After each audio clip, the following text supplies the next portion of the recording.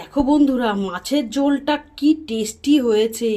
তোমরা যদি এইভাবে না খেয়ে থাকো, এইভাবে একবার করে খেয়ে দেখো। আমার নাম মনে আনতে হবে, বারবার করে মুখে আনতে হবে।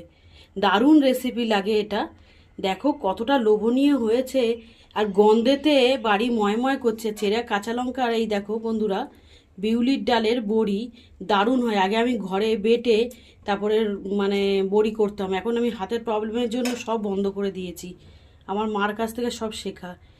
কেমন লাগলো রেসিপিটা কমেন্ট করে জানাবে। এটা হচ্ছে ফাইনাল লুক, বড়ি দিয়ে আলু দিয়ে রুই মাছের ঝাল। আলুটা না দিলে কুলোবে না, সেই জন্য আলুটা দিতে বাধ্য হয়েছি।